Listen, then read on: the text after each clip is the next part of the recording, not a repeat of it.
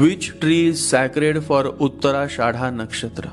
Which tree should we worship to attain Uttarashadha's blessings? The tree that Uttarashadha relates is the tree of jackfruit. Incidentally, jackfruit is Singapore's national fruit. And I will tell you all a secret of jackfruit.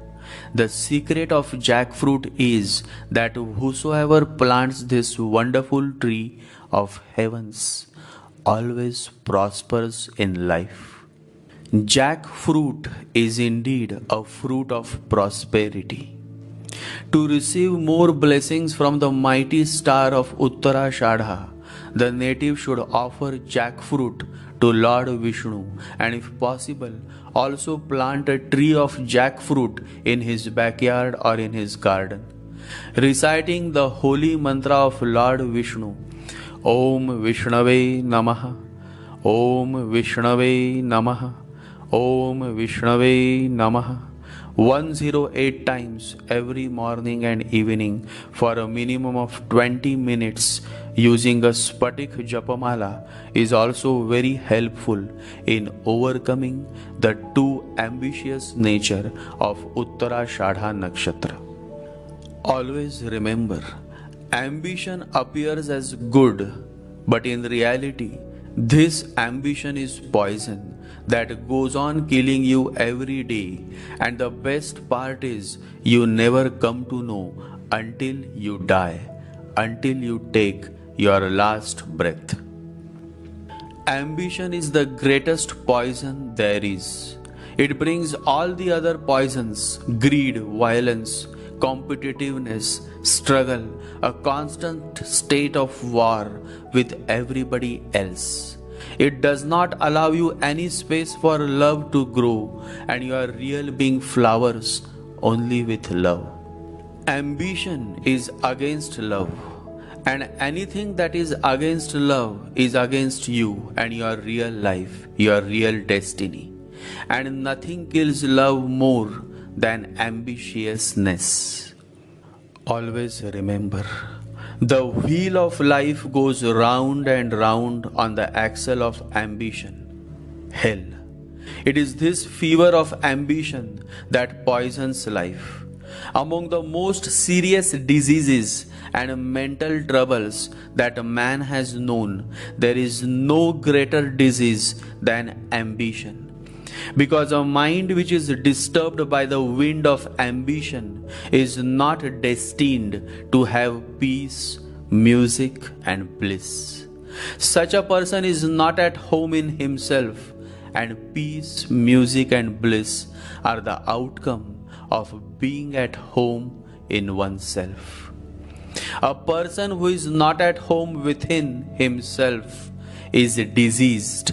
He is only healthy when he is at home there.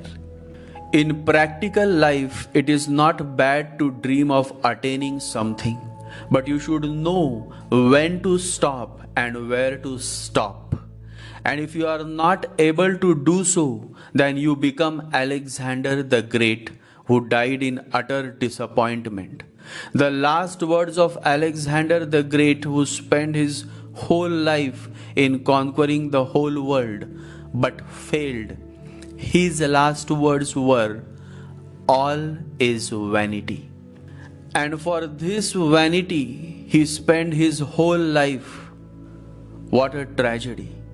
The last moment of Alexander's life is worth mentioning. It is said that the sun was setting. Alexander was dying. He was dying in his golden palace.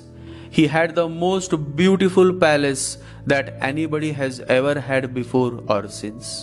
He had all the power that a man can have, and all the riches, and all the beautiful women. He had all the greatest physicians of the world to take care of him, and he was not very old, but he was dying. And the physician said, "Now we are helpless." He wanted to be alive at least 24 hours more, just 24 hours more, because he wanted to see his mother. He had promised his mother that he would come back. He had to go and conquer the world. But when he was leaving, he promised his mother that he would come back.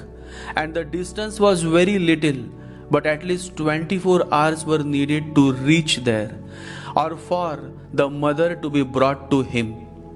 And he only wanted to live for 24 hours more. With all the wealth of the world and all the power of the world. But the physician said, it is impossible. You cannot live for even 24 minutes. Life is disappearing, slipping away. We are sorry, but we cannot do anything. Lying on a golden couch, studded with valuable diamonds. How helpless Alexander must have felt. He was just asking for 24 hours, not much at least for an Alexander. He was not a beggar. 24 hours for a man like Alexander was not too much, but even that was not possible. And when the last flicker of life was disappearing, he opened his eyes, looked at his gold palace, his generals standing around him, his immensely costly couch on which he was dying, a poor man, a beggar, and he laughed at the whole ridiculousness of it, and he wanted only 24 hours. These were his last words. He said, all is vanity, closed his eyes and died. All is vanity. And he struggled his whole life for this vanity. He died a poor man, empty, exhausted, utterly disillusioned.